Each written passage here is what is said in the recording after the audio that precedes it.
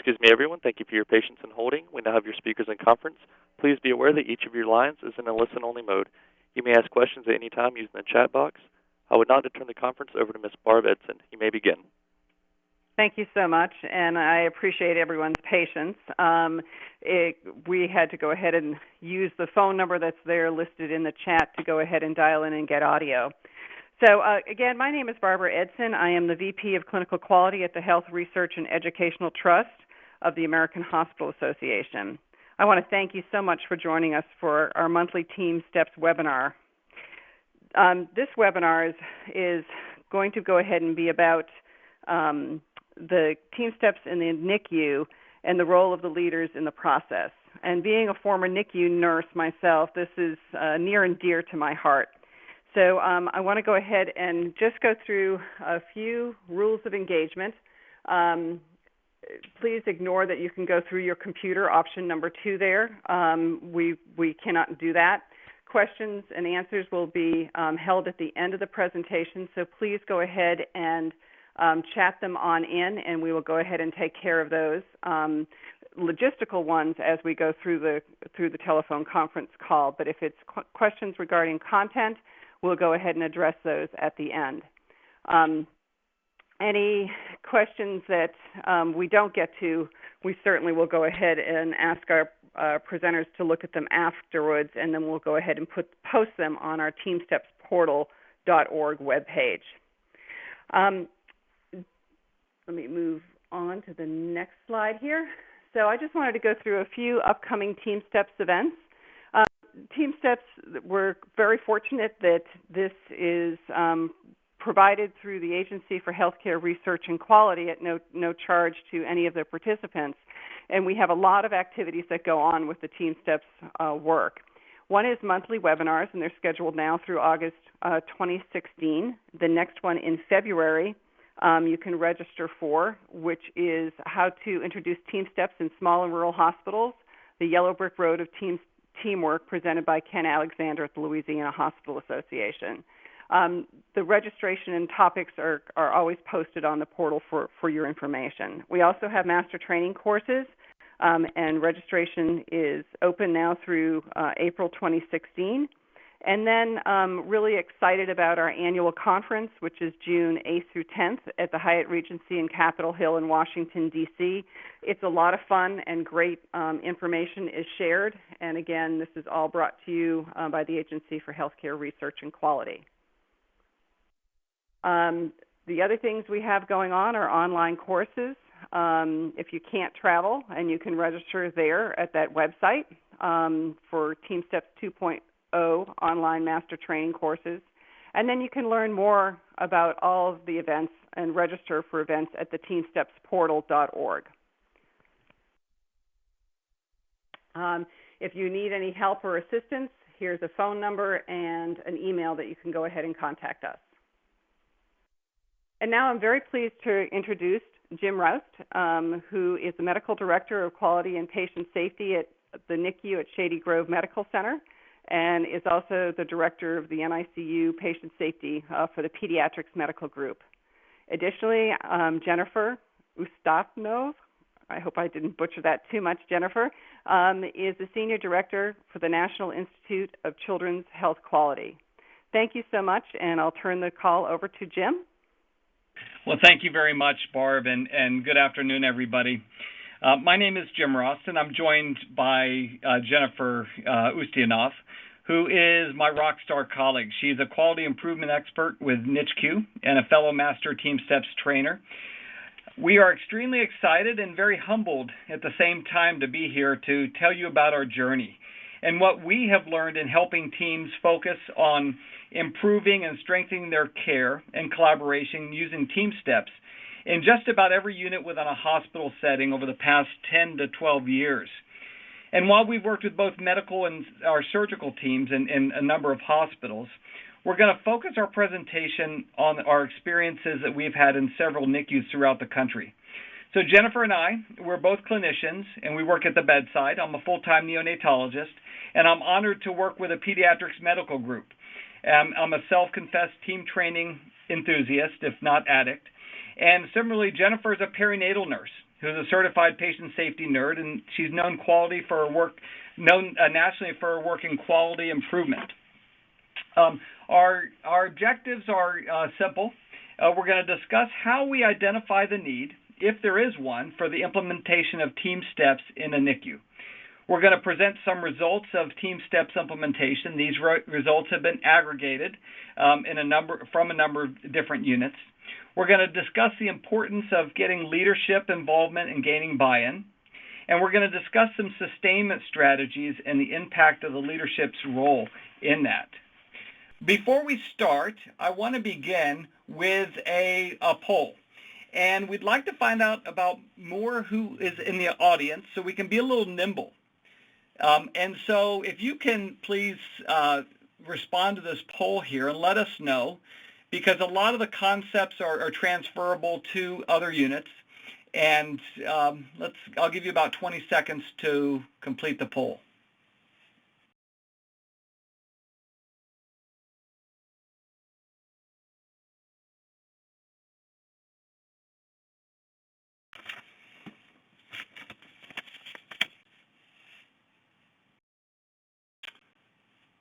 Okay, so that looks good. And yeah. it's like, yes, Jim, I see the majority of people are from the pediatric side, NICU, PICU, and labor and delivery. We've got some ICU, CCU folks, which is great because this is intensive care. I think a lot of what we are going to present today is very transferable and really speaking about sustainability works for everybody. Great, thank you.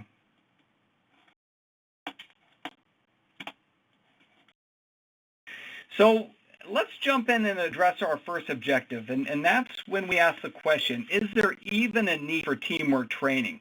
And we believe this is really a crucial step, and it's the first of the 5 pillars of team training to ensure the need that it exists. Identifying the need is crucial because if there is a need, it's going to become central to your entire initiative. There are many reasons why a unit may want to start TeamSTEPPS, ranging from quality and performance issues. Maybe your outcomes are just average. No one wants to have average outcomes in any NICU, and for that matter, for any unit. Maybe your unit has had some sentinel events, or you're experiencing attitudes and behaviors that are inconsistent with your own or your organization's values. Over and over and over, we found that baseline norms and team values are what differentiate high-performing teams from low. And one of the great opportunities that TeamSTEPPS provides us is that through customization, it enables us to address and think about ourselves differently. Think about ourselves as the professionals that we are, about our values, about our behaviors, and most importantly, I think, about our end goal, which in most NICUs, hopefully, is about achieving world-class outcomes. It's about providing safe care in a harm-free and high-reliability NICU. These are really non-negotiable principles in a high-reliability organization that looks to world-class outcomes. So, but average or even poor outcomes, they're often multifactorial and a sign of a deeper issue that isn't always due to a team's dysfunction. So when we evaluate the need for team training, we have to look for root causes before we declare that TeamSTEPPS is the remedy, the antidote, or the solution. Because we know that TeamSTEPPS, if you do it correctly, it's a major undertaking that involves a significant amount of time, money, energy to plan, organize, customize, and implement. So the best way that we identify the need for training is to follow the standard TeamSTEPPS planning methodology that you see here on this slide. On the left there, we have the phase 1 or assessment, and we do a deep dive using a 2-day team training needs assessment. We meet with the stakeholders who are really the subject matter experts from all disciplines, nurses, physicians, RTs, speech, OT, unit secretaries, really everybody who contributes to care in the NICU. And we include administrative and C-suite leaders and collect as much data and as much information around the organizational factors, getting an assay of their climate, their culture, their goals, their values, and their norms. These factors are really, really important because they often show an organization's true north, but they can also shine a light on the barriers to effective teamwork and they need to be constructively addressed even with the leaders. The lack of leadership support can derail even the most energetic and robust, well-funded training initiative. So we ask this several times, are the key members of the C-suite and leadership aware of the need, and are they supportive to the point where they will be involved enough to even participate in the training? This, combined with the culture of safety survey results and any root cause analyses, any performance quality metrics from either the clinical data warehouse, if they're part of the MEDNAX-based neonatal network, or the Vermont-Oxford network, are essential. And once we peel back the onion, many of the root causes are identified, and you're able to not only customize a solution, but design a more targeted implementation. By doing this, it enables us to spend more time focusing on areas where teamwork deficiencies exist. So take, for example, when hierarchical or negative behavior and poor interpersonal communication are at play. We might spend a little more time focusing on the skills and strategies that we learn in role play and mutual support and leadership in that particular NICU. So our needs assessment not only creates the substrate for training, but there also enables us to begin a recognition process of the need for change and a change in their culture. So, and how aspects of their current culture affect patient safety. Research shows that traditional models of teamwork without training are often associated with organizational problems and that can lead to poor performance. And it's not really a big surprise to any of us on this webinar that multidisciplinary training is often an appropriate solution to improve performance. We know it's not a panacea, we know it's not a silver bullet, but it often helps. Because teamwork skills, they're not innate. They have to be learned, and we have to practice them. Despite many of us being in teams for decades, the skills required to function as a team, we don't assess them regularly, we don't discuss them, we don't teach them on a regular basis. There's really an assumption that we are going to learn these and acquire these teamwork skills through observation and experience. So as we start to change the culture, this type of change is profound. And it's really important to involve leadership and to take solid steps to engage the leadership in the need, the process, and our expected outcomes. So what do? We start from day one, and we start with supporting the change with establishing the guiding team. This is the team that helps gain an understanding of the plan and the process, and we assist them with the development of an aim statement. So this is the aim statement, or really the vision, that this particular NICU guiding team came to a consensus on. So you can see here, by June 2017, through the implementation of TeamSTEPPS, we will improve the level of teamwork in the NICU by increasing the number of team events. As you know, those are briefs, huddles, and debriefs, by 75%, and improve the culture of safety survey results by 15%. This can be any aims that you want to improve, but this really forms a vision of where this unit wanted to go, and it's very important to share this, not only with the entire staff on a regular basis, but also with leadership. And in doing this, you engage them, and you also provide a layer of accountability for outcomes. So wherever possible, linking this aim statement to the organization's mission, the vision, and the values creates more of a connection on the administrative level. One of the other things that we do, initiatives that we do, is part of our team training needs analysis. We conduct a 20-question NICU-specific pre- and post-teamwork training survey. And we do this a number of different ways. Some organizations use SurveyMonkey. Some use it on paper. This can be adapted to any unit. And we measure this, it's like a modified AHRQ culture safety survey that is specific to NICU and some of the issues that we face in the NICU. And it provides another kind of more specific assay of the baseline level of teamwork in the unit and an opportunity to demonstrate ongoing improvement as the results are shared with the team. The training sessions, they're thoughtfully customized, and as I'm sure yours are, consist of very interactive, very didactic presentations with a strong focus on role play. Team events like briefs, huddles, and debriefs are excellent fodder for role play. because they can feel a little awkward at first. And if we do some role play, our level of the comfort next time we come into the NICU is improved significantly.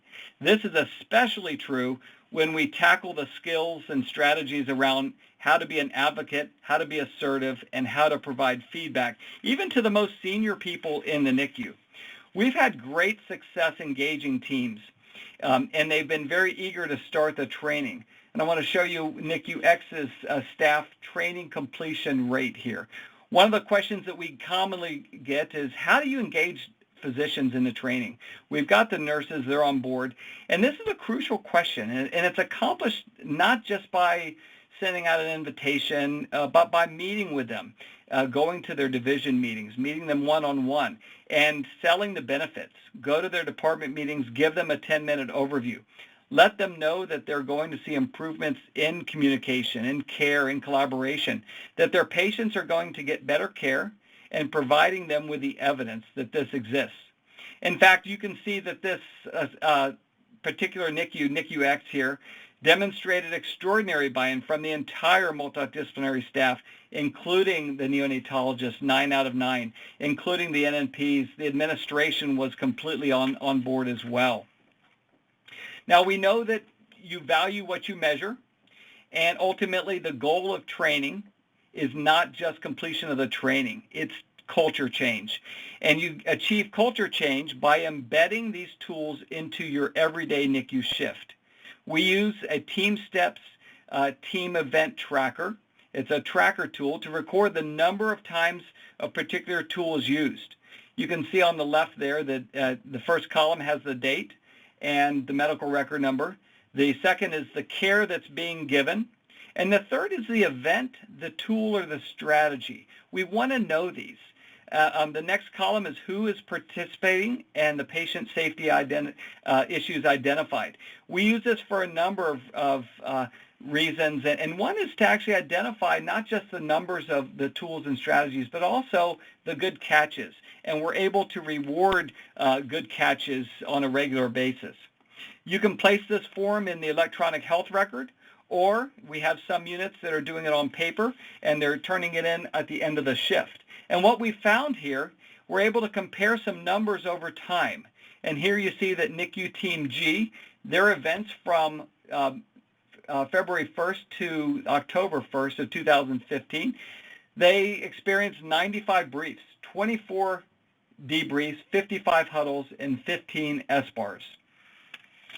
The NICU-A is a NICU that was relatively new to TeamSTEPPS, but saw the light very quickly, especially around the need for an admission briefing that they perform with a checklist.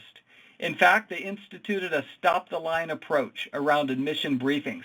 So on the x-axis, you have time in months, and on the y-axis, you might not be able to see this as well, but you have the number of briefs over the number of admissions.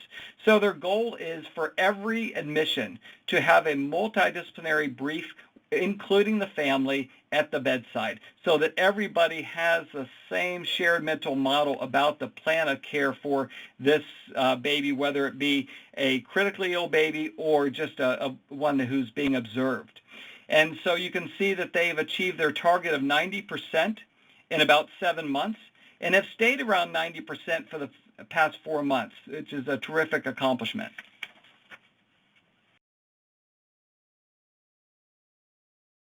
Their percent of debriefs have been more of a challenge, as debriefs are for a lot of our units. And you can see here how measuring events and sharing the data on a monthly basis to not only, again, the staff, but also the leadership can help drive improvement.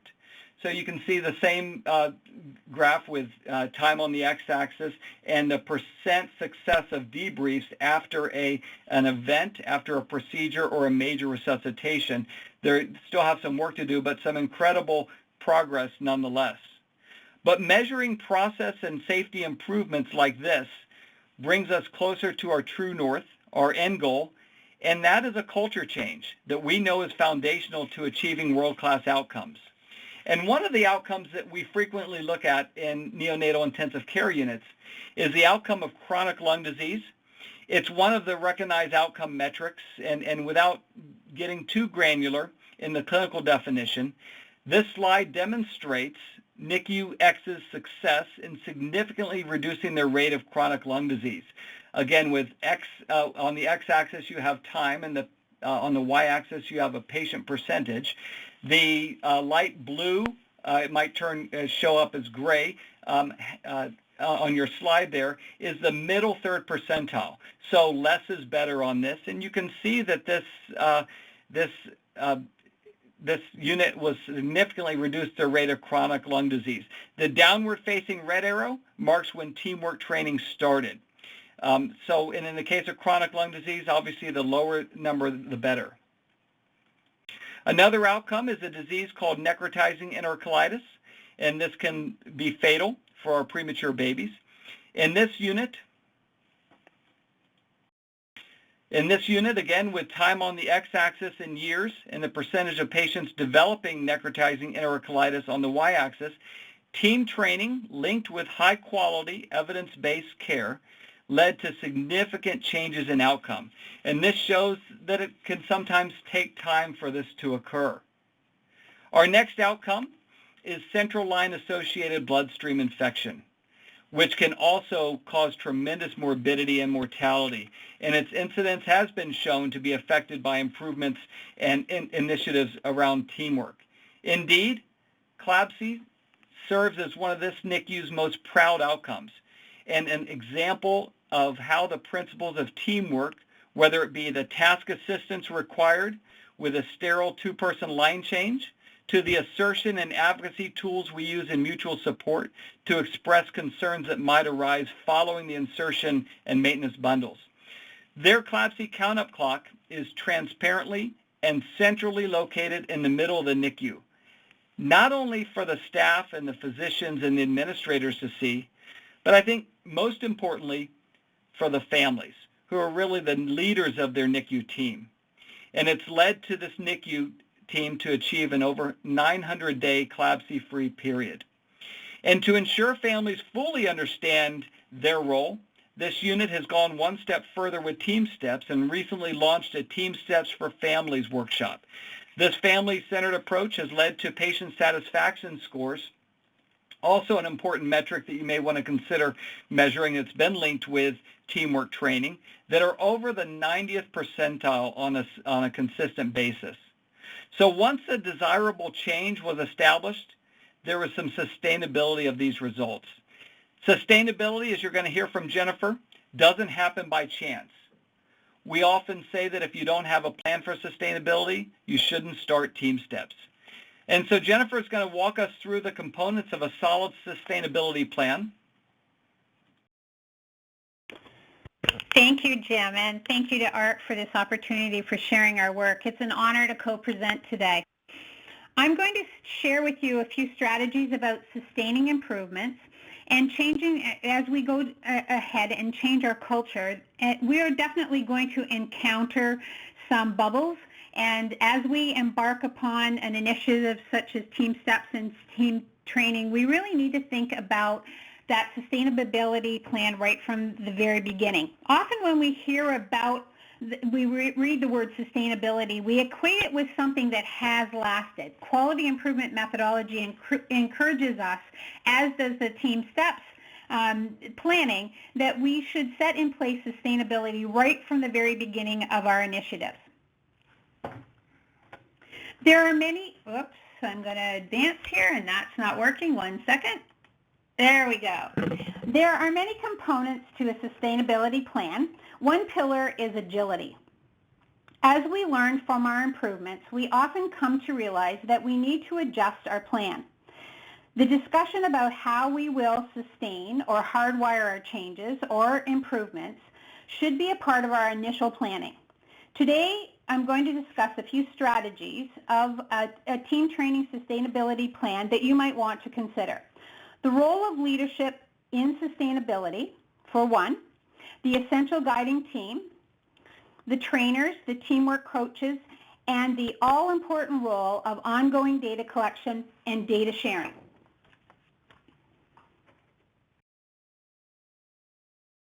A looming and important question always comes up when we are considering starting a team training initiative such as TeamSTEPPS. We often hear the question, how do we engage our leaders at all levels? When we ask this question, we are usually thinking about needing leadership to lever the needed resources for our initiative, but we also need to be planning for how to continue to maintain their support and interest over time. Next, we hear an associated concern. Yes, but how do we get that type of support, the support that we really need? It's not like we have coffee with the CFO on Tuesdays.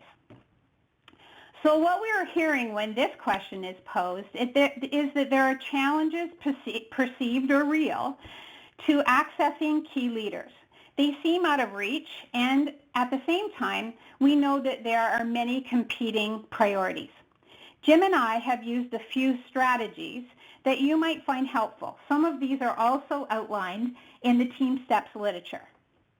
So first of all, begin by demonstrating the urgent need for change. Not next year, but now. Leaders need to know why there is a need, what will it do, and likely what will it cost. In other words, a type of what's in it for them. Sharing with leaders the type of baseline data we shared with you today is critical in creating the case for teamwork training. Evidence speaks volumes, so pulling together a few articles that provide examples of how team training in other similar organizations or departments have impacted outcomes and reduced risk. Numbers really do impress. When we're interested in engaging leadership and having them as a visible support, we also need to think about meeting leaders on the level of what matters most to them. Administrative leaders listen when initiatives are aligned with their organizational missions or values, improve quality outcomes, and directly or indirectly impact the bottom line. When we speak to what they need to speak to every day, we are speaking their language and focusing and appealing to what they are focused on.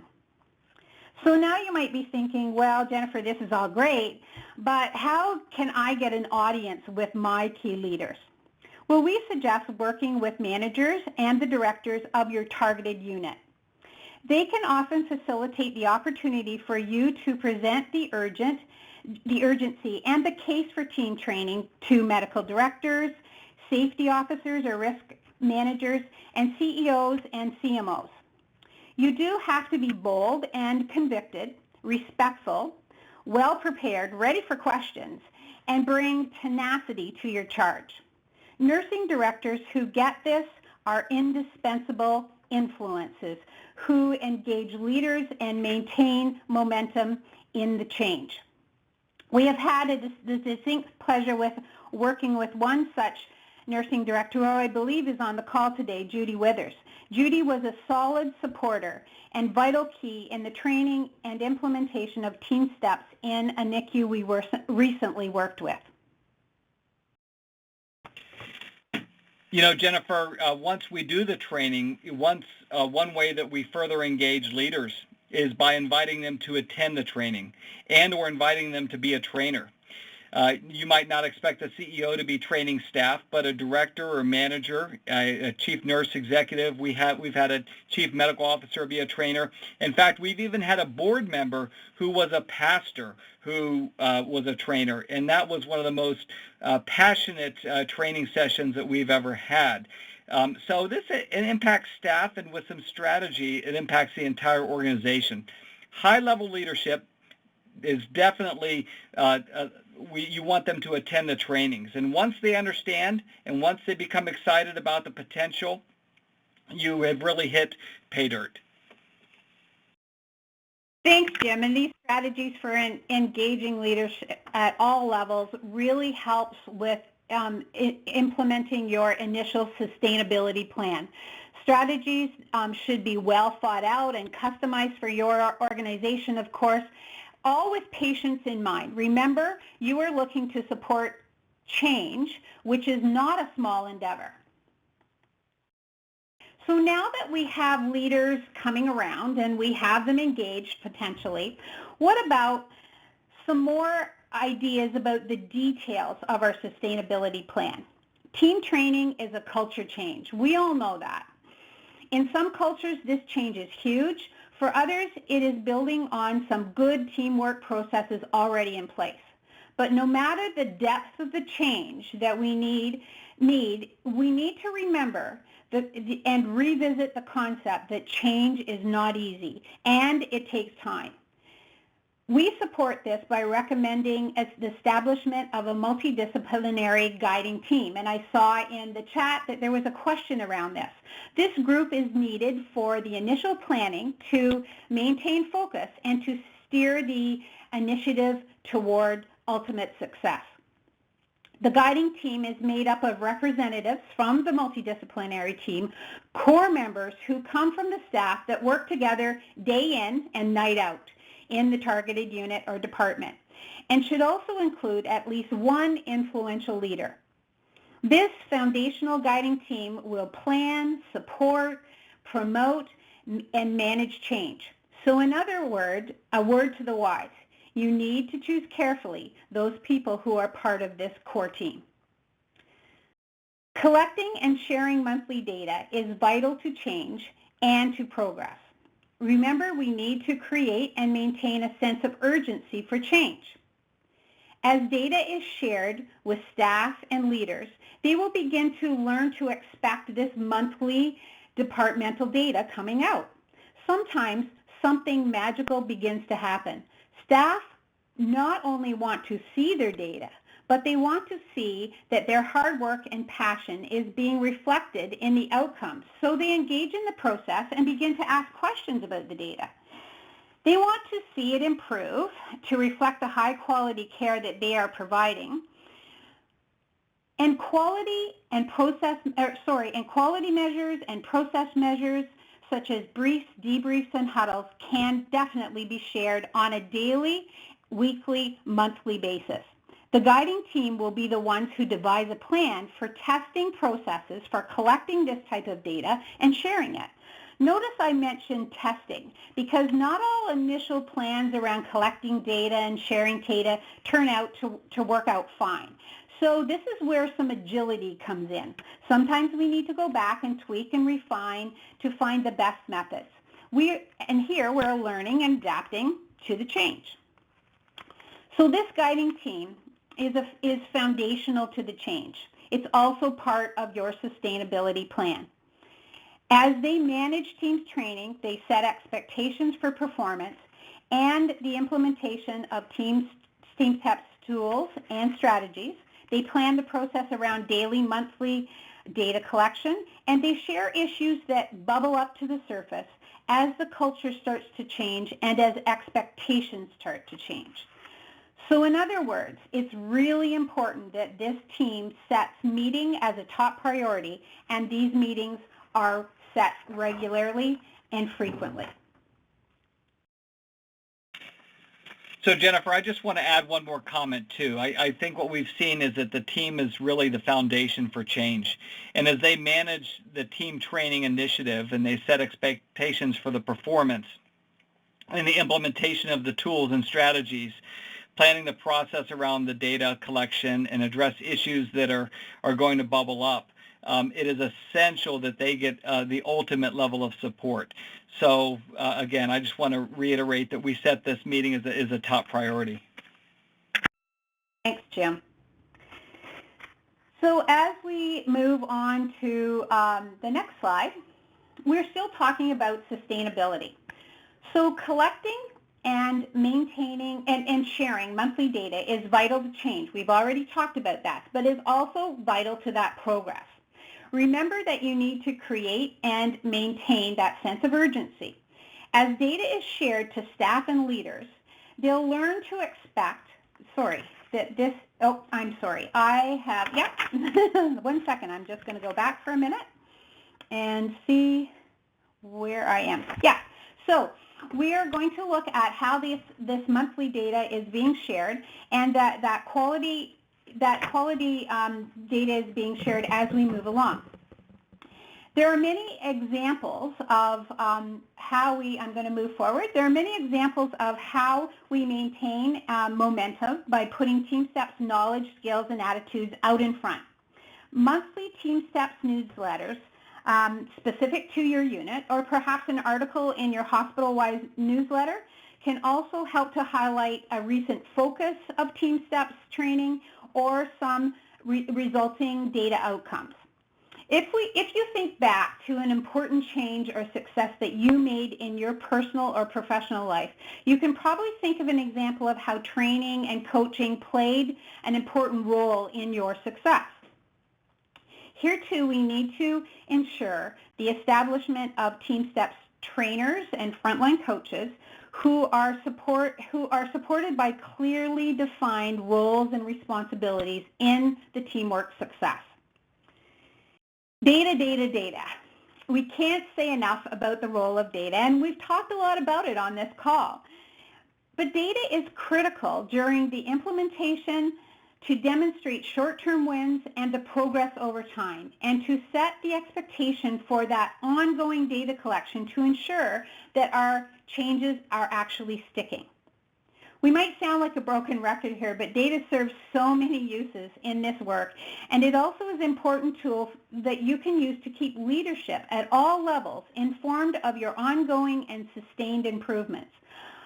I mentioned the role of monthly data, and Jim has provided some great examples of how to track data on a monthly basis and how that can demonstrate improvement and perhaps help mitigate backsliding. But there are some great opportunities to use this same data to showcase the success to leadership. We encourage departmental leaders and physician champions to provide highlights of the data at meetings such as departmental meetings and to administrative leadership on a regular basis. This serves so many purposes, but a few are that leadership start to become expectant of and anticipate actually this form of an update. It brings leaders up to date very quickly on the progress of the work, and it keeps the work on the front burner as the work goes forward. It also highlights success in a particular unit or department, and that success can also be an opportunity for a platform for discussing a plan of spread within your organization. We often talk about how there are many different ways of learning. We suggest there are very many different ways of reminding us about new practices. One staff member in a NICU came up with this great idea about a visual display of Tool of the Month, something that they were working on. So this can be fun, and staff can really get into this. And as we support each other in our teamwork functions, we're reminded by these displays. We can make sure that our staff and leaders know that you are working on this, and it actually is fun. Other ideas, such as facilitating a healthy competition, a week-by-week tracking of how many opportunities have been identified and how many tools were used, is a great idea. But you have to be careful here because there can't be any cheating. The situations and the tools used have to be legit and documented. Other visual forms that we've seen be very successful as we implement TeamSTEPPS and integrate it into our day-to-day practices is to set some expectations, and also this helps to sustain practice. So setting up a board, I'm sure a lot of you have heard some of these ideas, setting up a board that is dedicated to TeamSTEPPS. You can put your monthly data on there, and having a running total of daily or weekly events that have been used. Shift change huddles about when TeamSTEPPS has been used well during the shift. And also, charge nurses can talk about some upcoming trainings if you're having refresher courses or bringing new staff on. So now we're going to talk for a minute about getting to the point where we are sustaining this new culture. We're starting to see some momentum. So we've had a sustainability plan put in place right from the very beginning. We're very serious about this. So along the way, we have to think about how we can hardwire our culture. that helps to ensure that this new culture is the culture. People might be found sitting around soon talking about the way it used to be. But to get to this place, we need to remember that we as individuals tend to slip back into the familiar and what we might feel comfortable with at the time. Sometimes this is overt, but many times it is more insidious, like when we're very busy. And it's not intended to be sabotage or an act of derailing or disregarding team process. But it happens. So we need to find ways to make it easy to do the right thing all the time, and to keep the awareness of team process and the critical bottom line of safety and world-class care out in front. Showcasing and sharing tools and strategies with sister units, we've found, has also been helpful in reinforcing behaviors and as we hardwire those expectations across all of our disciplines. Embedding TeamSTEPPS into new employee orientation, of course, is another great idea, annual competencies, and annual reviews, setting that expectation that this is what we do here.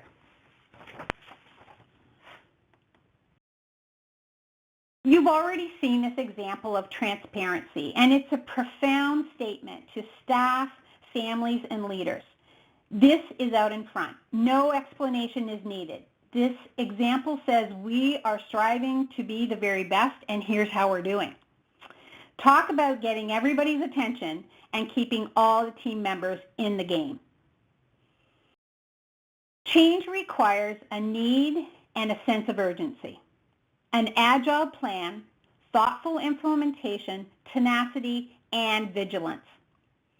Thankfully, in the midst of all of this hard work, there are concrete steps that we can take that keep the light shining on our ongoing need for that fundamental principle of TeamSTEPPS, teamwork, and patient safety. We all need initially and ongoingly to be trained for the tasks that we need to perform our role. Our dream is that someday soon, training for the teamwork that we need to optimize our performance in our role will also be an unquestioned and expected part of our professional learning. Thank you. Terrific. Thank you very much. This is Barb Edson again. A few questions came in the chat, and actually the chat was functioning very well as a team because they were answering for each other, which we love. There were some questions regarding the admission brief checklist and then what constituted a brief checklist. And this was a conversation between a few folks here on the phone, that have gone ahead and responded to the chat. But yes, the answers to what consists of a brief or checklist or a debrief checklist are in the TeamSTEPPS curriculum. There's a pocket guide that summarizes all of the TeamSTEPPS tool around leadership, situation monitoring, communication, and mutual support. So that is available for those that have gone through master training. But I wanted to go ahead and put out there to you, Jim, did you guys alter at all the brief checklist from the typical things about understanding of roles and responsibilities, plan of care, how do you share a workload, and those types of things? Mm-hmm. Yes, this is Jim. Thank you for the question, and absolutely we did, Barb. We have a very specific NICU briefing tool that is, again, this is a stop the line. We want this to occur with each and every admission to the NICU that actually, and it doesn't take long, it takes 60 to 90 seconds, and I'm more than willing to share this with the audience. That the first line is, first of all, identifying the members, including the family. We want the father and the mother, if they're able to come, to be part of this. We've had a father saved the day on more than one occasion when we were giving the prenatal history. So the first line is prenatal history, and then we go into the process and plan of care to make sure that the RT, the nurse, the charge nurse, and the family member understand exactly what we're going to be doing for the baby. Are we going to be ventilating? And if so, when are we going to be extubating? We talk about that in the very first minutes of the baby's admission. Are we going to use antibiotics? And it's a systems-based approach. But the last question is really key. Last two questions. One is, what is this patient's greatest patient safety risk? And secondly, what are our expectations of care? What do we want to do in the next hour, 2 hours, 2 days, et cetera? And it really gets the team talking. And so it allows everybody to have a feeling that they can speak up and they can express any concerns. We found this to be extremely helpful to improve safety. And if I can add, I think that as we've worked with a lot of teams, these principles, at first I think, oh, how can we get everybody together? And they manage to get it together, and they start to see the advantages of the debriefs. But then there are some things that come out in a debrief, like, oh, that equipment wasn't ready, or it was across the hall, and these things come out in a debrief that we think, this is something that we need to improve on. There needs to be a process set in place for who takes that message to whom, and how is that followed through on, because there's a lot of things that sometimes come up in our clinical practice, and we bring up the suggestion that something needs to be improved, and sometimes it falls by the wayside in a very busy unit. So thinking about the process of what is going to come out of that debrief and who's going to follow through on any messages that may be system messages, a system improvement, and not necessarily a direct clinician-to-clinician improvement. Perfect. That's great. So I see that Dr.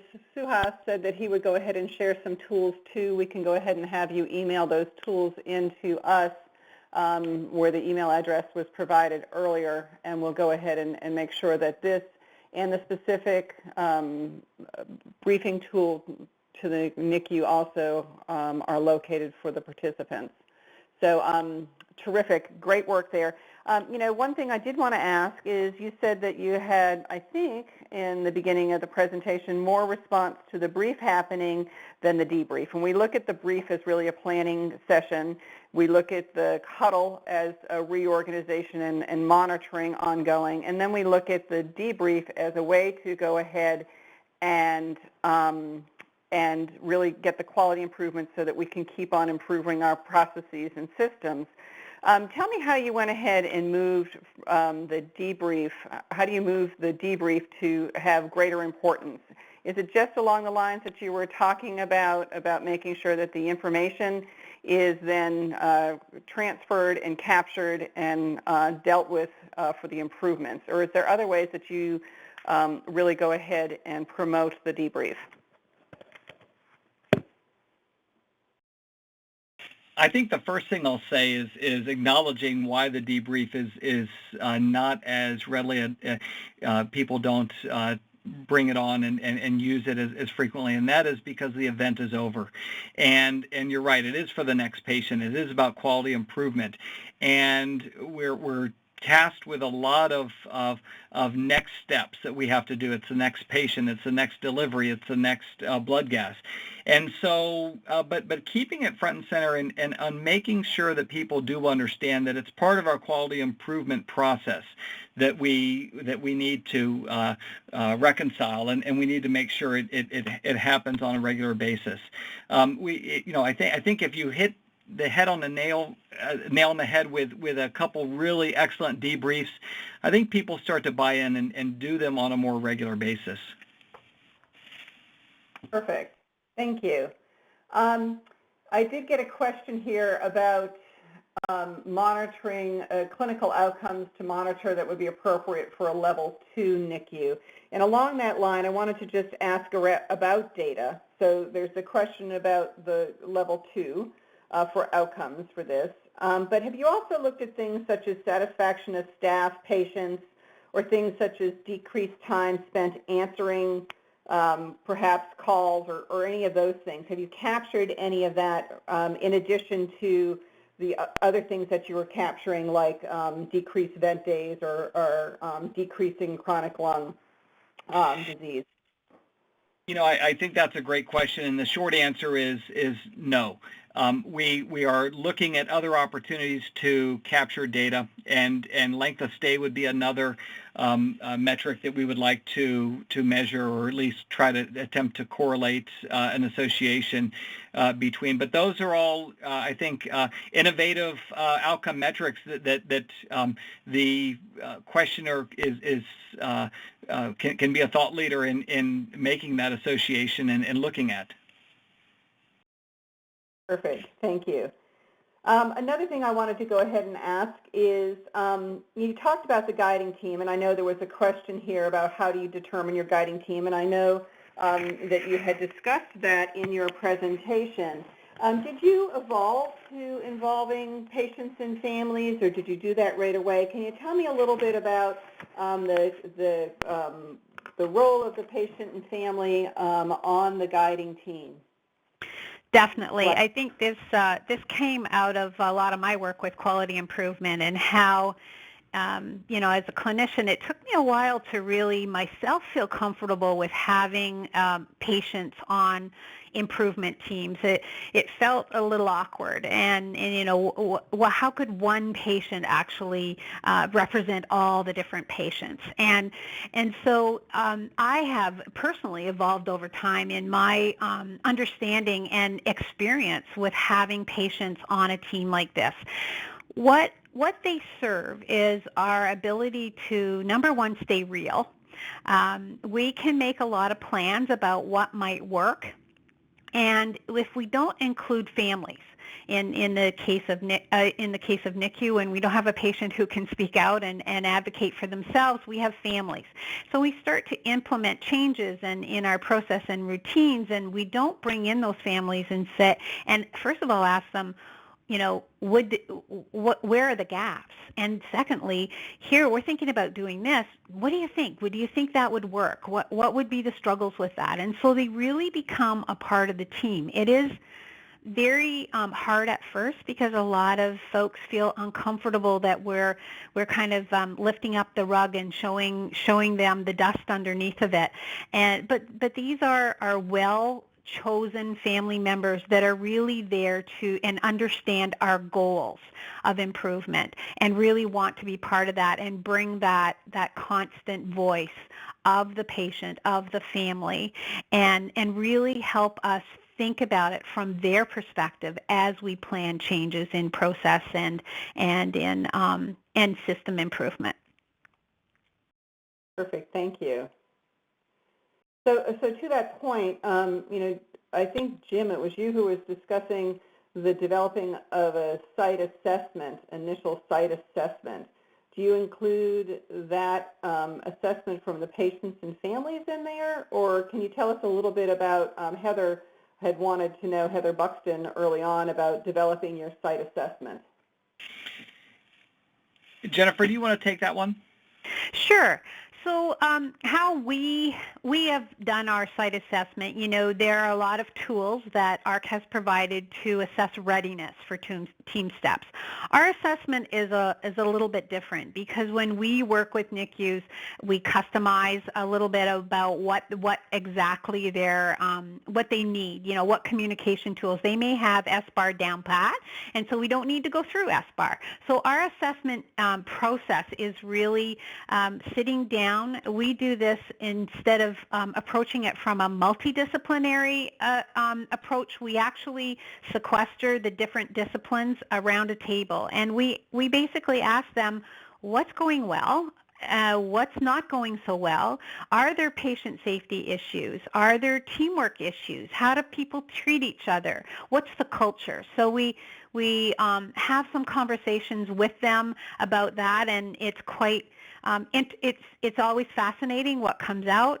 It's also very very wonderful how honest people are, how concerned they are about the impact of how well or how not so well some team members work together, and they are very at the ready for being able to actually access and understand what isn't working and how it impacts patient safety and patient outcomes. They just don't seem to know how, in some cases, to change this. They've been working in this culture. This is the way we do things. It's always been like this. They can point fingers. They can, say it's this one, that one, whatever. But every different discipline has a different perspective on it.